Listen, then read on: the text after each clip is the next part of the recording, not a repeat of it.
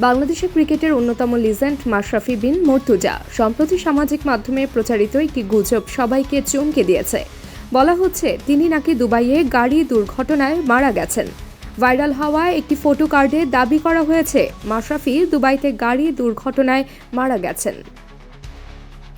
Rumour স্কেইনার টিমের অনুসন্ধানে দেখা গেছে মাশরাফির মৃত্যুর দাবিটি ভিত্তিহীন। দেশীয় বা আন্তর্জাতিক কোনো সংবাদ মাধ্যমে এমন কোনো খবর পাওয়া যায়নি। এমনকি মাশরাফির দুবাইয়ে অবস্থানের প্রমাণও মেলেনি। চলমান বিপিএলে সিলেট স্ট্রাইকার্সের হয়ে মাশরাফির মাঠে নামার কথা ছিল, কিন্তু কোচ মাহমুদ ইমন জানিয়েছেন ফিটনেসের অভাবে তিনি এখনও খেলতে পারেননি। তাহলে প্রশ্ন হলো, এই গুজবের পেছনে কারণ কি? এটি কি শুধুই বিভ্রান্তি ছড়ানোর চেষ্টা, নাকি এর পেছনে অন্য কোনো উদ্দেশ্য রয়েছে?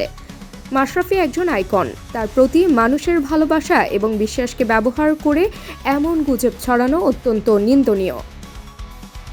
রিউমার স্ক্যানারের তথ্য অনুযায়ী এটি একটি মিথ্যা খবর। গুজবে কান না দিয়ে সত্যতা যাচাই করে তবেই বিশ্বাস করুন। তাবাসসুম হক আনিকা, ই সময়, ঢাকা।